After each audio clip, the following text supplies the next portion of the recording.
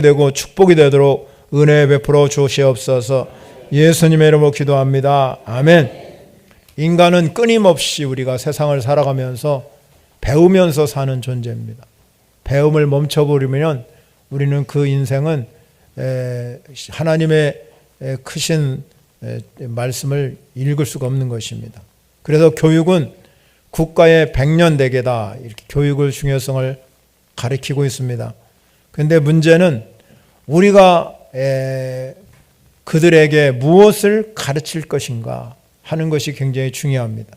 잠언 22장 6절에 가면 마땅히 행할 길을 아이에게 가르치라. 그리하면 늙어도 그것이 떠나지 아니하리라 그랬습니다. 마땅히 행할 길이라는 것이 그러면 무엇이겠습니까? 오늘날 부모들이 자녀를 양육하면서 아주 우리 자녀가 누구보다도 뛰어난 자녀로 만들기 위해서 영재 교육도 시키고 학원도 보내고 수없이 많은 일을 합니다. 아이들에게 투자하는 것이 얼마나 많은지 모릅니다. 그러나 여러분, 우리가 이렇게 투자한다 할지라도 진정으로 하나님의 자녀로 키워지지 않는 데가 문제점이 있습니다. 마땅히 행할 길은 우리 자녀들에게, 우리 후손들에게 신앙과 인격을 가질 수 있도록 그렇게 교육해야 될 줄 믿으시기 바랍니다. 우리가 재능을 키워주고 그 사람의 능력을 키워주는 것도 소중하지만 우리가 어떻게 하든지 마땅히 행할 길은 신앙과 인격으로 그들을 교육시켜서 세상에서 하나님의 사람으로 살아가도록 만들어야 된다는 것입니다. 신약성서에 우리가 잘 알다시피 바울은 디모데를 영적 아들이라 이렇게 지목했습니다. 그래서 그를 후계자로 세웠습니다. 이 디모데는 어린 시절부터 신앙과 인격적으로 잘 훈련되어 있었습니다. 그런데 디모데 후서에 바울이 마지막으로 쓰면서 그 당시 사람 모습들을 우리가 기록하고 있는데, 디모데 후서 3장 13절에 보면 악한 사람들과 속이는 자들이 더욱 악하여지고 속이기도 하고 속기도 하고 이렇게 살아가는 시대였다는 것입니다. 즉 오늘 모습과 조금도 다르지 않는 시대라는 거죠. 그러나 디모데는 그렇게 악한 세대 속에서 속이고 속고 더욱 악이 판치는 그 시대 속에서도 디모데는 그런 사람과 다른 삶을 살았다는 겁니다. 그러면 왜 디모데는 그렇게 다른 삶을 살았겠습니까? 그는 어렸을 때부터 항상 성경을 배우고 성경을 늘 품고 사는 사람이 디모데입니다. 디모데후서 3장 15절에 가면 어려서부터 성경을 알았다고 이 바울이 증거하고 있습니다. 그리고 디모데에게 말합니다. 너는 배우고 확실한 일에 거하라. 너는 내게 누구에게서 배운 것을 내가 안다. 이렇게 분명하게 말씀을 하고 있습니다. 우리의 자녀 세대, 여러분의 후손, 손주 세대, 다음 세대에 우리가 마땅히 해야 할 길이 뭐냐? 성경을 가르쳐줘야 될 줄 믿으시기 바랍니다. 중세 시대에 무너져가고 썩어져가던 종교개혁을 일으킨 루터가 제일 먼저 외친 얘기가 뭐냐면 오직 성경으로 돌아가자. 솔라 피데라고, 솔라 스크립처 이렇게 외쳤습니다. 다음 세대를 향해서 우리가 해야 할 일이 뭐냐? 여러분의 자녀들에게, 여러분의 후손들에게 우리가 물려줄 수 있는 건 딱 한 가지예요. 성경을 물려줘야 될 줄 믿으시기 바랍니다. 여러분의 자녀들에게 성경을 물려줘야 그 사람이 세상을 살아갈 때 영향력 있는 삶을 살게 되고 가치 있는 인생을 살아가는 겁니다. 교육의 아버지라고 하는 페스탈로치도 자기가 이렇게 교육자가 돼서 교육의 아버지가 된 것은 오직 성경뿐이었다, 그렇게 말합니다. 늘 자기 아내와 하나님의 말씀을 묵상하며 하나님께 감사의 기도를 드렸고 자신이 어렵고 힘든 시간에도 성경을 놓지 않았다는 겁니다. 아내가 죽은 후에 그렇게 고백했습니다. 우리 두 사람은 성경에 의한 사랑을 체험했고 오랜 세월 동안 고난과 싸웠다. 극심한 가난 속에서 마른 빵을 먹어야 할 때도 하나님의 뜻을 거스르지 않으려고 애썼다. 그 하나님의 가르침에 의해서 우리 두 사람이, 한 사람은 죽고 자기는 살았기 때문에 헤어졌다. 그러나 성경의 정신으로 함께 있다. 이렇게 고백하고 있습니다. 여러분, 인생을 대부분 실패로 보냈던 아브라함 링컨은 하루도 빼내지 않고 성경을 늘 묵상했다고. 마침내 미국에 당선되었을 때 링컨이 뭐라 그랬냐면, 성경은 하나님이 나에게 주신 최고의 선물입니다. 이렇게 고백했습니다. 그래서 여러분, 링컨보다 위대한 대통령은 미국에 없습니다. 5만 번 기도 응답을 받았던 조지 물러도 마찬가지죠. 그도 역시 마찬가지. 우리가 이렇게 성경은 우리 자녀들에게, 여러분의 후손들에게 물려줄 수 있는 가장 가치 있는 보배로운 책이 성경책이에요. 영국의 한 신문사에서 국회의원, 사업가, 작가, 교수, 지식인들을 다 불러 모아놓고 설문조사를 한 적이 있었습니다. 그들의 질문이 뭐였냐면 이런 거였습니다. 만약에 3년 동안 무인도에서 살게 된다면 가져가야 할 책 3가지를 뽑으십시오. 그 질문의 98%가 다 첫 번째로 뽑은 책이 성경책이었어요. 그런데 여러분, 결과보다 더 놀라운 것은 응답자 대부분이 교회를 안 다닌다는, 무신론자라는 겁니다. 교회를 다니지 않아도 하나님을 믿지 않는 사람들도 성경이 위대한 책이라는 걸 알고 있다 이 말이죠. 왜 그렇습니까? 여러분, 성경은 세상의 어떤 책과 다릅니다. 왜냐하면 성경은 하나님의 말씀이면서도 하나님의 감동으로 된 책이라 이 말이에요.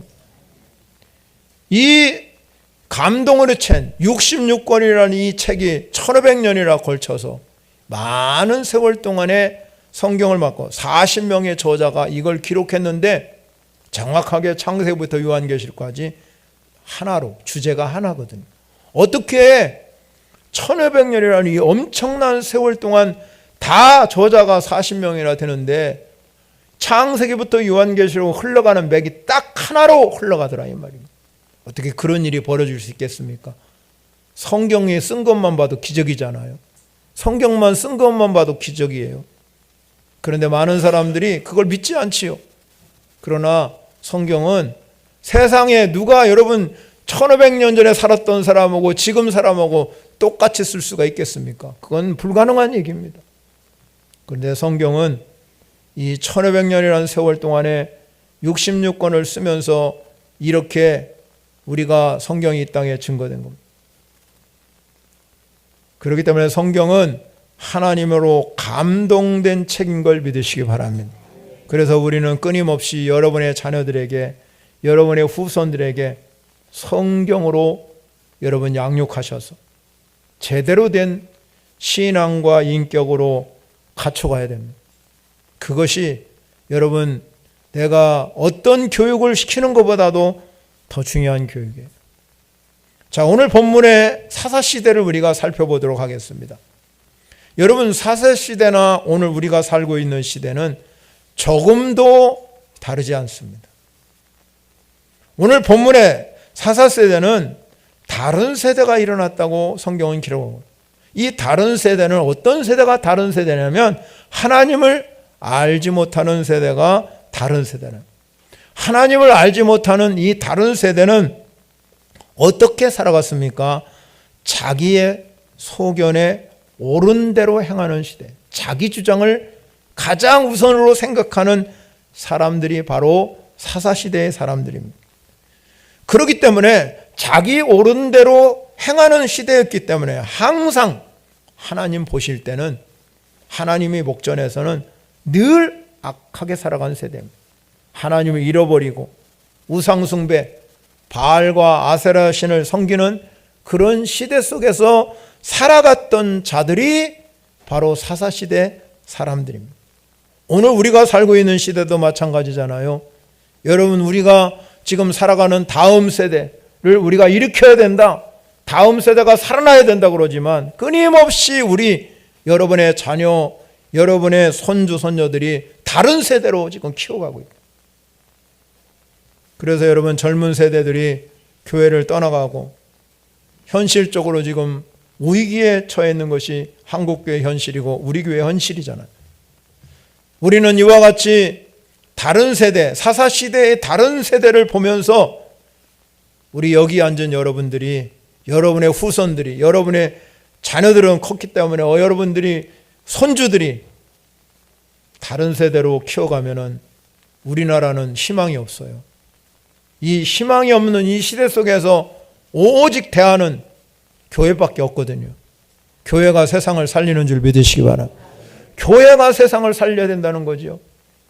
그렇기 때문에 우리는 반드시 다음 세대를 일으킬 수 있는 여러분의, 우리 모든 성도 여러분이 되시기를 바랍니다.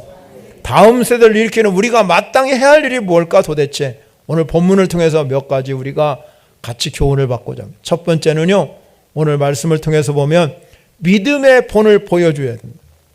7절에 보면 이렇게 말합니다. 이스라엘 위하여 행하신 모든 큰 일을 본 자들이 사한날 동안에 여호와를 섬겼더라. 이렇게 여호와께서 이스라엘 위하여 행하신 큰 일을 본 사람들이라. 그러면 이들은 어떤 사람입니까? 저 애굽 땅에서 430년 동안 고생하다가 이들이 이제 모세와 함께 홍해바다를 건너는 기적을 체험하고 40년 광야 생활을 하면서 하나님이 공급하는 능력을 본 사람들입니다. 가나안 땅을 정복하는 동안에 하나님이 어떻게 정복하게 하셨고, 오늘 말씀을 우리가 보게 되면 6절에 가면 그 이스라엘 자손들이 각기 그들의 기업으로 가서 땅을 차지하였다고. 다 하나님이 기업으로 그 땅을 다 차지해 주기, 직접 본 사람들이에요. 그들은, 하나님의 일을 직접 본 사람들은 하나님을 떠나지 아니하고 섬겼는데 왜 그 후에 후손들은 그렇게 살지 아니하고 신속하게 하나님을 떠나게 되었냐, 이 말입니다. 그것은 이 가나안 정복 시대에 살던 사람들, 이 가나안 정복 때 살던 사람들은 자신들이 이렇게 광야 생활을 거쳐오고 이제 또 이 하나님께서 요단강을 건너게 하시고 여리고성을 무너뜨리게 해서 자기들이 기업을 주신 이 땅에서 살게 하신 분이 하나님이시라는 이 체험적인 신앙이 있었기 때문에, 체험적인 신앙. 그런데 그 다음 세대들은, 후손들에게는 왜 다른 세대가 일어났느냐? 그거는 체험적인 신앙이 없었기 때문에 그렇습니다. 체험적 신앙이 없기 때문에 가나안을 정복하고 남은 이 세대들이 가나안의 그 현란한 문화와 종교를 극복할 수 있는 저항력이 그들에게 없었습니다. 그러니까 흡수되는 거죠. 동화되는 겁니다. 그렇기 때문에 오늘날 우리가 살고 있는 이 세대 속에서 우리가 중요한 게 뭐냐? 신앙 체험을 하도록 만드셔야 될 줄 믿으시기 바랍니다. 신앙은 체험이거든요. 저희 부모 세대는 90 이상 되신 분들이 부모 세대. 그 90 이상 되신 어르신들, 85세부터 90 그 어른, 저 돌아가신 분들 많지만 그 저희 부모 세대는 신앙 체험이 분명했습니다. 왜냐하면 그 당시는 가장 중요한 문제가 아시다시피 먹고 사는 문제잖아요. 그래서 보릿고개라는 것도 여러분 여기 계신 분들도 다 지나왔지만 보릿고개라는 말까지 생기고, 제가 어린 시절에 보면 아주 가난한 집은 밥을 못 먹어서 고구마만 먹고 사는 집도 봤습니다. 보리밥 먹지요, 고구마 먹고 살았지요. 지금은 그게 다 여러분 별식이에요, 별식. 그렇기 때문에 먹고 사는 문제가 가장 큰 문제였기 때문에 그들이 매달릴 수 있는 것은 또 하나님 한 분밖에 없었습니다. 하나님께 매달려서 기도하면서 체험하지요. 하나님의 살아계신 증거를 체험하면서 그거를 보고 자란 세대가 저희 세대예요. 그래서 저희들은 부모님들이 열심히 교회 가서 봉사하고 충성하고 헌신하고, 어떤 분은 그러잖아요. 내가 새벽 기도에 다니면서 종치는 거 놓지 않으려고 종치고 마당 쓸고 아침이면 그냥 교회를 위해서 충성하고 봉사하는 분들이 수도 없이 많았어요. 그런 세대의 그 부모 세대를 보고 자란 분이 저희들이에요. 여러분들도 그래서 충성하고 봉사하는 거예요. 그러나 다음 세대, 이 다음 세대에게 우리가 이 믿음의 이 본을 보여줘야 된다는 거죠. 신앙적인 체험을 보여줘야 된다는 거예요. 여러분이 키운 자녀들 애지중지하는 게 아니라 진짜 신앙 체험이 일어나도록 예수 그리스도 그분이 나의 주인이 되심을 믿게 해주셔야 된다 이 말이에요. 책임이 우리에게 있어요. 그분이 나의 주인이시라는 것을 그들에게 인식시켜서 그들이 정말로 다시 한번 이 세상을 일으킬 수 있는 신앙의 바톤을 우리 자녀 세대에게, 후손들에게 물려줘야 된다. 똑같이 우리도 신앙 체험이 되어야 된다는 것. 신앙 체험이 되지 아니하면 믿음의 본을 보여줄 수가 없습니다. 성경은 지식으로 믿는 게 아니에요. 여러분, 성경은 지식적으로 믿을 것 같으면 박사가 제일 잘 믿어야 되잖아요. 그렇지 않습니다. 성경은 지식적으로 아는 게 아니라 체험적으로 아는 겁니다. 영적인 책이기 때문에 영이 통하지 아니하면 성경을 알 수 없는 거예요. 아무리 여러분이 성경을 많이 읽어도 영안이 열리지 아니하면 그 성경 보나 마나요. 우리가 성경은 영적인 책이기 때문에 하나님의 영으로 보고 내 영이 살아야 된다 이 말이에요. 그리고 내 영이 살면 반드시 자녀 세대에게 이 성경을 물려주는 거예요. 그래서 우리 가정이 믿음의 가문으로, 제가 수없이 말씀드렸잖아요. 우리 교회 성도 여러분의 가정이 믿음의 명문 가문이 되시기 바랍니다. 생각만 명문 가문이 되는 게 아니라 행함이 있는 믿음, 정말 진정으로 내 자녀들에게, 내 손주들에게 이 신앙의 유산을 명문으로 가정을 만들기 위해서 물려줘야 된다는 겁니다. 체험적인 신앙이 되지 아니하면 우리는 그들이 다음 세대에 하나님을 알지 못하는 세대로 일어날 수 있는 다른 세대가 되고 마는 거예요. 우리는 하나님께 엎드려서 정말로 기도하셔야 됩니다. 하나님, 우리 가정이 나 예수 믿고 끝나면 어때합니까? 내가 예수 믿고 나 당대에서 끝나면 다른 세대로 일어나 버리면, 성경은 정확한 얘기예요. 성경이 여러분 거짓말하겠습니까? 그렇게 하나님을 잘 믿던 세대가 지나고 나서 다른 세대가 일어나는 거를 우리는 오늘 본문에서 똑똑히 목격하잖아요. 여러분 가정도 마찬가지예요. 내가 아무리 예수 잘 믿는다 할지라도 이거를 안 물려주면, 체험적인 신앙을 저들에게 증거되지 아니하면 우리도 똑같아요. 사사시대나 다를 것이 없이 다른 세대가 일어날 수밖에 없는, 우리 어머니 세대가 아니고 우리 부모 세대가 아니라 나는 다른 세대에 사는 사람이다. 나는 이 세대의 문화와 이 세대의 종교를 바라고 내 중심으로 사는 세대로 바뀌고만.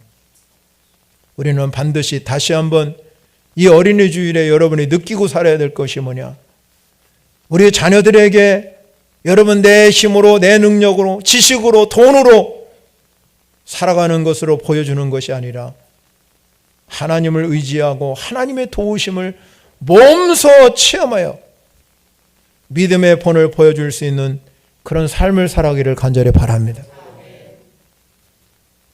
저는 자녀들이 떠나갈 때, 제품을 떠나갈 때 딱 한마디 했습니다. 저는 너희들을 내가 도와줄 수는 없다. 내가 너희들에게 도와줄 게 하나도 없다. 돈도 없고 아무것도 가진 게 없다. 그러나 딱 한 가지, 너희들은 하나님이 도와주실 것이다. 하나님이 도와주는 것을 체험하고 살거라. 그것이 그들이 떠나갈 때 제가 명심하고 내 생애에서 내가 우리 부모 세대에 도움을 받으려고 생각하는 게 아니에요. 하나님의 도움을 받고 하나님이 원하는 방법으로 살아가면 반드시 하나님이 책임져 주실 것이다. 여러분, 인생을 살아가면서 아무리 돈이 많으면 뭐 하겠습니까? 먹고 잘 살 수 있고 편리하게는 살 수 있겠지요. 그러나 조금 불편하더라도 내가 살아가는 것이 조금 남보다 못한다 할지라도 신앙의 유산을 자녀에게 물려주면 그 자녀는 반드시 하나님이 책임져 주시는 거예요. 하나님 그 앞길을 열어주시고 함께 해주시죠. 만약에 여러분에게 물질이 많아서 자녀들에게 돈을 물려주고 여러분의 자녀들에게 뭔가 정말로 이런 것들을 물려주고 그러면 여러분 반드시 오늘 사사시대처럼 여러분의 자녀 세대는 다른 세대가 되고 말아요. 하나님이 잃어버린 세대, 하나님을 알지 못하는 세대, 우상을 섬기는 시대, 만모니즘으로 빠지는 시대로 갈 수밖에 없어요. 여러분 다시 한번 우리 모든 성도 여러분들 가정마다 여러분의 자녀들에게 믿음을 본을 보여서 여러분의 자녀들이 우리 부모가 정말로 나를 위해서 이렇게 눈물을 흘리면서 기도하는 걸 보여주고 우리 자녀를 위하여 정말로 성경을 읽는 그 모습을 보여주면서 자녀들에게 우리 어머님, 우리 아버님이 그래도 이렇게 기도했기 때문에 우리 가정이 살지 하고 고백할 수 있는 그런 축복의 가정이 되시기를 바랍니다. 두 번째 중요한 것이 뭐냐?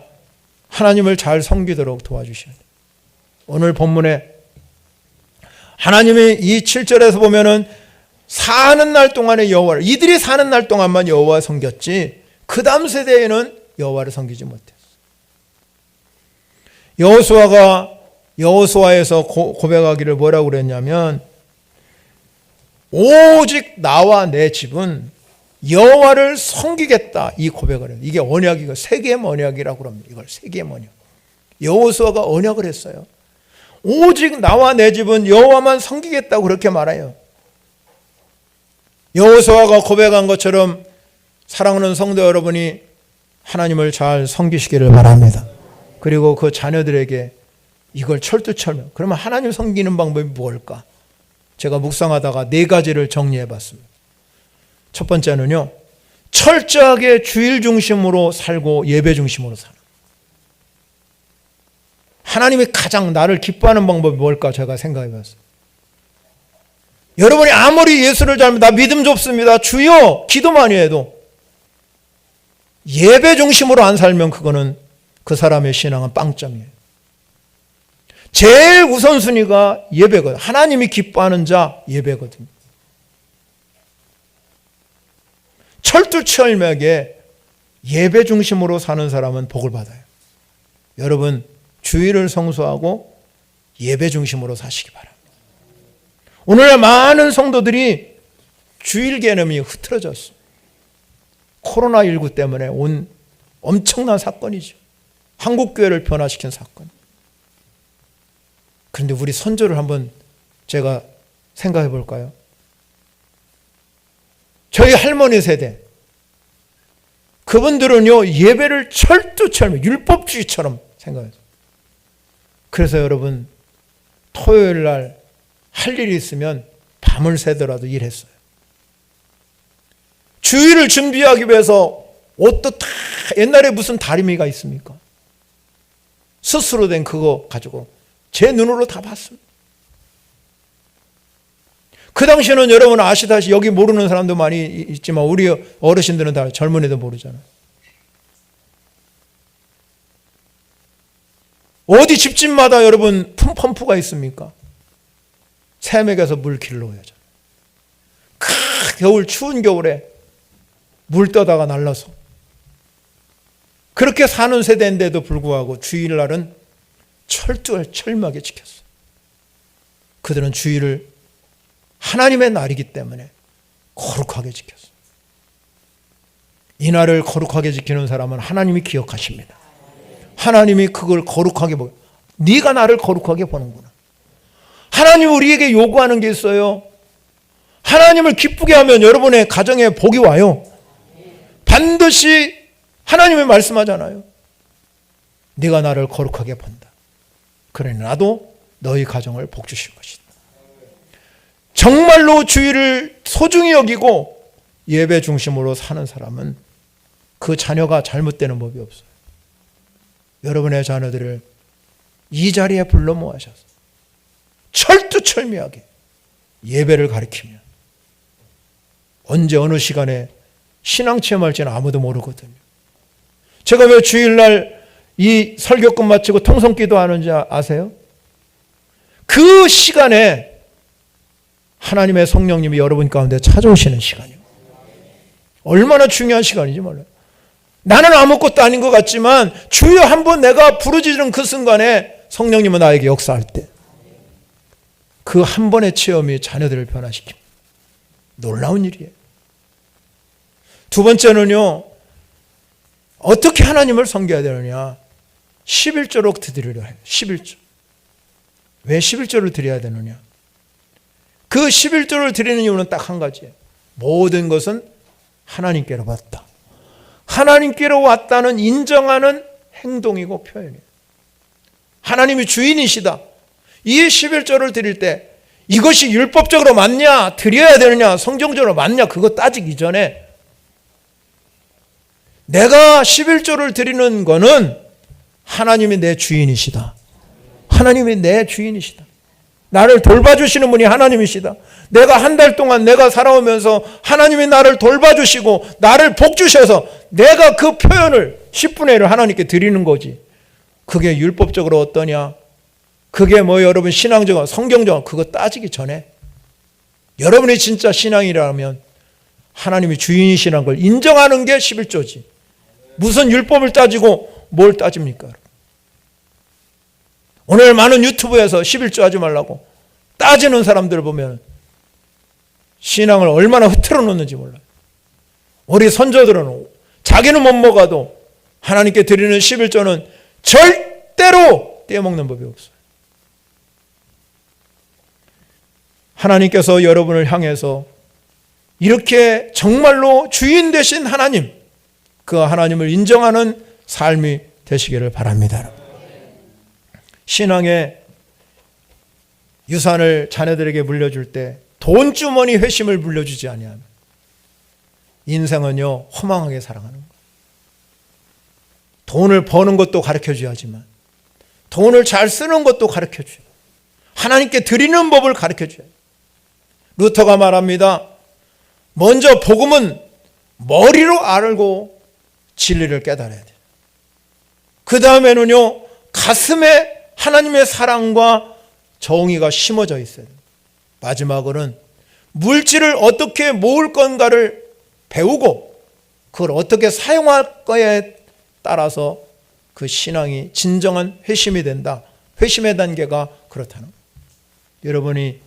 여러분은 우리 성도들은 다 11조를 잘 드리고 있지만 여러분의 자녀들에게 이 11조 유산을 반드시 물려주시오.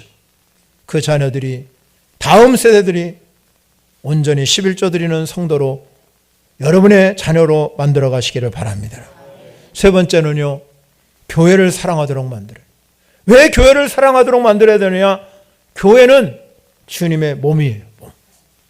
주인 되신 주님의 몸이 교회예요. 몸된 교회를 주님이 뭐라고 말했냐면 내가 머리다 그랬어요. 머리는 뭡니까? 머리가 없으면요, 여러분 사람이 머리가 정상이 아니면은요 모든 건 기능이 마비해요. 내가 정상으로. 교회의 머리는 예수 그리스도입니다. 우리는 각 지체라고 그럽니다. 지체가 꼭 어디에 붙어 있어야 되냐면 몸에 붙어 있어요. 그래야 열매도 맞고 축복도 받는 거예요.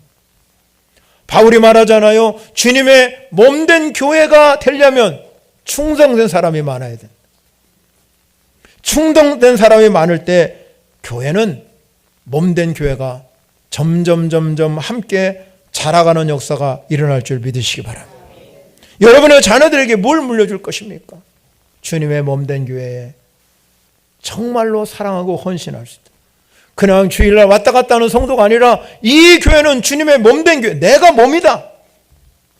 이걸 느낄 수 있도록 그 교회를 사랑하고 헌신하고, 그래서 그들이 살아가는 날 동안 하나님을 잘 섬겨갈 수 있는 그 놀라운 축복을 누리고 살도록 만드시기를 바랍니다. 네 번째 중요한 것은요, 우리가 어떻게 하는 가정예배의 중요성. 그리스도인들이요, 삶 속에서 많은 고난을 받고 고통을 받는 이유가 많은 사람들이 공통적으로 이렇게 보니까는요, 믿는다는 이름은 가져 있지만 말씀대로 순종하지 않는다. 신앙 따로 삶 따로. 하나님의 말씀은 그냥 여벌이에요. 하나님 말씀이 내 속에서 역사하신다는 믿음이 별로 많지 않아요. 말씀대로 순종하지 않는다는 거. 그러기 때문에 능력도 없고 기쁨도 없고 기적도 나타나지 아니하고 치유의 역사도 일어나지 않는 거예요. 하나님을 전적으로 믿으면 하나님은 거기에 능력이 임하게 될 줄 믿으시기 바랍니다. 기적이 나타납니다. 기도가 응답되는 거지요. 하나님 거기서 역사하시는 거죠. 그런데 형식만 남은 거예요. 형식만. 내가 예배 자리에 와서 예배 드리고 여러분의 형식만 남아서 진정으로 하나님의 능력을 경험하지 못하고 내가 기도하면 하나님 내 기도 들으셔서 응답하신다. 이 놀라운 은혜의 경험이 없고 내가 아플 때 하나님 병원에 먼저 가기 전에 하나님이 나를 창조하신 분이 하나님이신데 하나님 나를 주님의 손길로 치료해 달라고 기도하시기 바랍니다. 그건 하나님 역사할 거 아니에요. 옛날에는요, 어떤 목사님이 그러더라고요. 왜 목사님이 안수할 때 능력이 생기지 않냐? 모든 성도들이 우리 교회뿐만 아니라 모든 성도들이 너무 의료 시스템이 잘 되어 있기 때문에 누가 와서 아픈데 목사님 기도해 주십시오. 그런 사람 우리 교회도 많지 않아요. 제일 먼저 쫓아가는 게 어디예요? 의사한테 쫓아가 의사 말 듣잖아요. 의사가 전능합니까? 전부 그런 세대에 우리가 살고 있기 때문에 하나님 잃어버린 세대 우리도 가고 있어요. 그 문화와 그 환경에 자꾸 적응하려고 그러고 흡수되려고 그러고. 그러려면 우리가 이 능력을 회복하는 방법은 가정예배입니다. 가정예배가 살면 남편이 살고 아내가 사는 거예요. 이 가정예배를 통해서 여러분이 그 속에서 하나님이 살아계심을 증명하는 거죠. 내가 오늘 아침에 아프면 하나님께 먼저 찬송도 부르고 기도하면 하나님은 이 땅에 오셔서 우리를 치료하신 분이 하나님인데 하나님 내 인생을 고쳐주시기 바랍니다. 내 자녀의 인생을 하나님 책임져 주시기 원하고 하나님 앞에 여러분이 예배하면서 하나님께 드리면서 그 확신을 가지고 살아가시기 바랍니다. 내 기도가 응답될까? 나는 치유될까? 의심하지 마세요.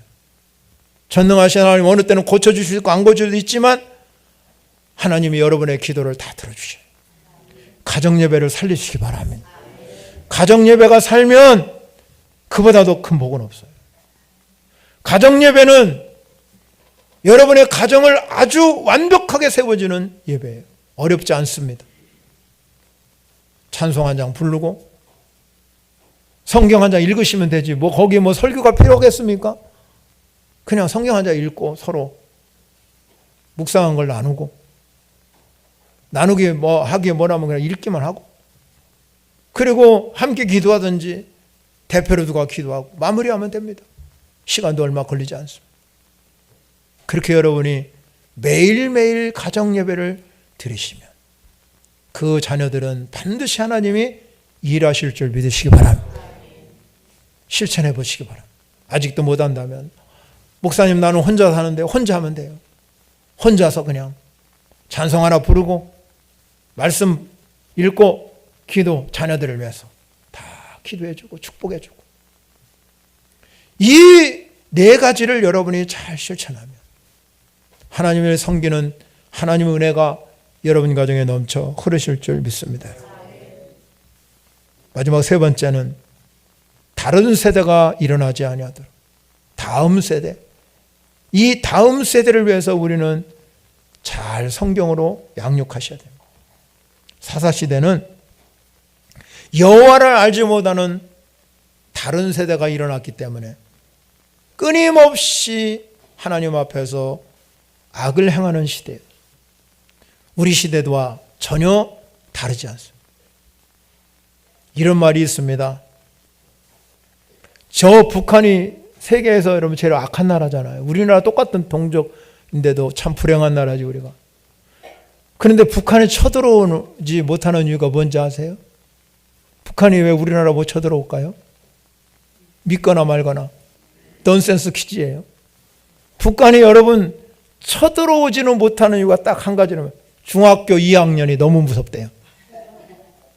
중학교 2학년 학생들이 너무 무서워서 북한에서 쳐들어 못한다. 중2병이라고 그러죠. 중2. 대책이 없답니다. 여러분 중학교 2학년 되면 왜 여러분 이렇게 사춘기에 들어가서 힘드냐? 사고가 아직 내가 완벽하게 성장하지 않았어요. 전두엽이 완전치 못하다는 거예요. 그래서 사춘기 현상을 겪게 되는 거예요.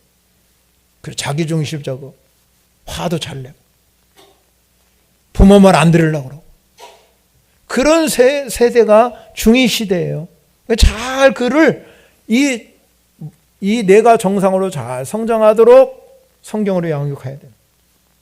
오늘 우리가 살고 있는 2030 시대를 우리는 뭐라고 그러냐면 MZ세대라고 해요. MZ세대.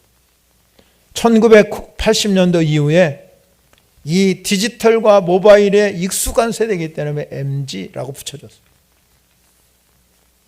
굉장히 이 사람들은 개인적이고요. 현재 지향적이고.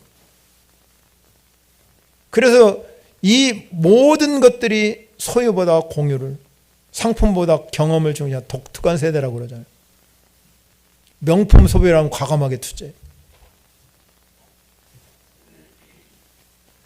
그리고 가격보다는 취향을 더 생각하고요. 아주 개성 있는 시대예요. 근데 오늘 2030대가 꿈꾸는 것이 너무너무 버거워서 이 2030대에 갇혀서 너무 불행한 얘기지만 3포 세대라고요. 세 가지를 포기했답니다. 연애 포기하고요. 결혼 포기하고요. 출산 포기. 인구 절벽으로 우리나라가 가고 있잖아요. 이런 세대가 여러분의 자녀 세대고 여러분의 손주 세대. 지금 우리 살고 있는 세대. 이 2030 세대, 우리 교회도 앉아있지만 이 아이들을 도와주셔야 돼요. 이 청년들을 도와주셔야 돼요. 여러분이 관심을 가지고 2030 세대 이 청년들이 살아가는 삶을 여러분이 도와주셔야 돼요. 격려해 주시고 그들이 신앙적으로 잘 양육에 갈 수 있도록 여러분들이 기도로 이들이 진정으로 하나님의 나라를 이루어갈 수 있도록 무장시켜줘야 될 것이 우리가 해야 할 일인 줄 믿으시기 바랍니다. 나만 예수 믿는다고 그래서 되는 게 아니에요.